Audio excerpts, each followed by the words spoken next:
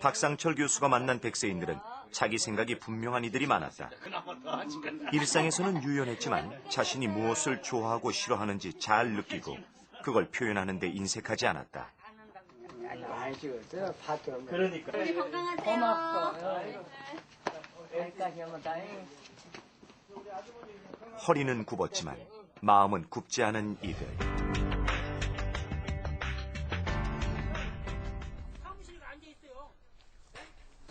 남아있는 연구조사팀들이 지역민들을 검사하고 있었다.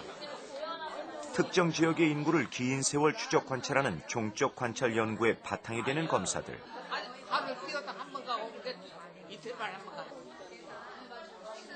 신체 지수와 운동 능력 검사는 기본. 식사 어느 손으로 하셔? 왼손, 오른손. 오른손으로? 그러면 힘 한번 쓰셔. 힘 한번 이렇게 꽉 해갖고. 얼마나 됐는지 한번 볼게요. 하나, 둘. 으쌰. 27. 또 하나 해서 쥐어봐라, 걸어봐라. 건강검진치고는 참 별스럽다. 서울서 순창까지 이걸 하러 왔다니 안 해줄 수도 없고 그래도 혈액 검사는 쉽지 않다. 옳지. 그대로 계세요. 그대로. 혈액에서는 이제 혈청하고 혈액 검사하는데요. 혈청에서는 그 장수 관련 인자 같은 걸 보거든요. 암 관련 인자나 아니면 장수 지역 아닌 지역인 사람들에서 뽑은 혈액에 있는 그 인자와 이 지역 사람들에 있는 장수 관련 인자를 보아서 비교 분석을 하는 것이고요. 검사는 주로 인간의 노화와 함께 나타나는 변화를 추적하는 데 초점이 맞춰져 있다.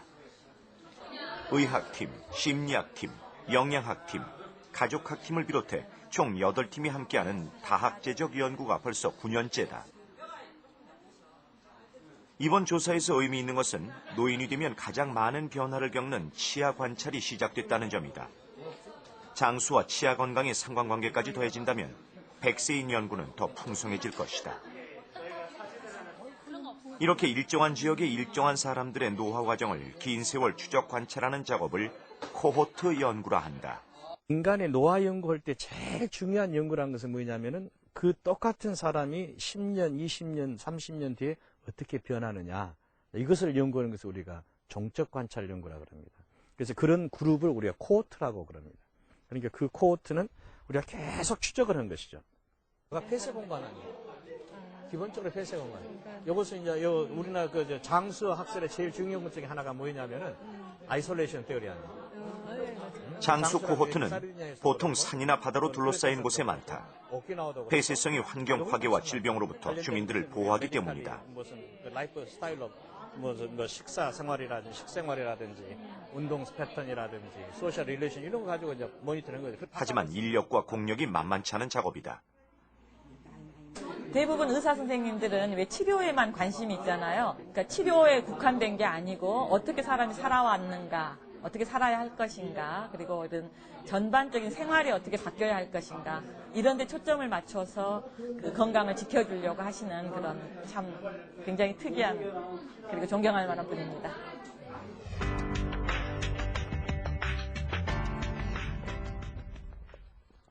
가가호호 방문 연구.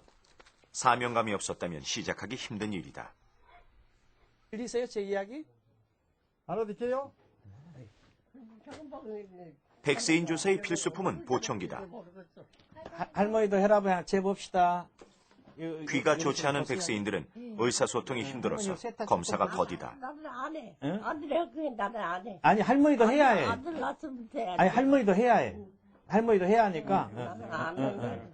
아들이 했는데 어디. 아니 할머니를 해야 한다니까. 이만큼 살았는데 검사는 무슨 검사냐는 어른의 손을 박상철 교수가 꼭 잡아준다. 못 쓰시죠, 완전히.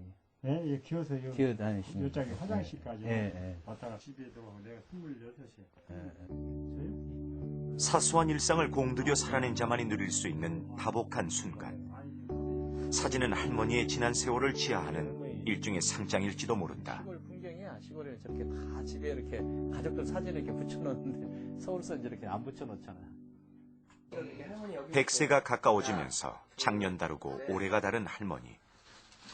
어느 시점까지 건강하다가 급격히 체력이 하강하는 것도 건강한 백세인의 특징이다. 자, 여기 보세요. 두 분 다. 하나, 둘, 셋.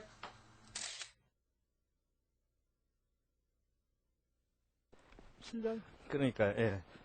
이렇게 언덕이 있고 이렇게 하는 데가 원래 사람들이 장소 쉬는 사람들이 많이 사세요. 그러니까 어르신 집안도, 저 집도 이 장소 쉬는 집이에요. 예. 그러니까 저 할머니가 그러니까 시운 넘어서부터 이렇게 운동을 많이 하셨다는 것이 이제 이게 운동이에요. 이렇게 왔다 갔다 하시는 게. 예. 강원도를 가든 어디를 가든 꼭 이렇게 언덕집이에요. 1990년대 우리나라의 장수초는 소백 산맥과 노령 산맥을 따라 이어지는 고지 3,400m의 중산간 지방이었다. 2005년 들어 장수 지역은 확장된다. 경북 예천, 전라도 곡성, 담양, 구례, 순창, 제주, 서울의 서초구와 강남구의 장수인이 늘어났다. 남성의 장수 지역으로는 강원도, 여성 장수 지역으로는 제주가 꼽혔다. 이 남자 여자의 사회적 역할이다. 그래서 강원도 같은 데서는 이제 남자들이 나이가 들어도 가족이 부부밖에 없지 않습니까? 그러니까 밖에서 일을 해주지 않으면 생존이 어려우니까 할아버지들이 일을 훨씬 더 열심히 하시는 것 같고요. 근데 이 호남 지방이나 제주도 지방에서는 나이 드신 남자 어른들이 그렇게 그때 그 노동이나 이런 데 참여하는 율이 상대적으로 좀 적지 않느냐, 저는 그렇게 좀 생각하고 있습니다. 저거 봤어? 예? 저거 못 봤어요. 올해 백세인 연구조사에서 박상철 교수는 처음으로 요양원에 거주하는 백세 노인을 만났다. 할머니, 요 읽어보세요. 뭐라고 써졌어요?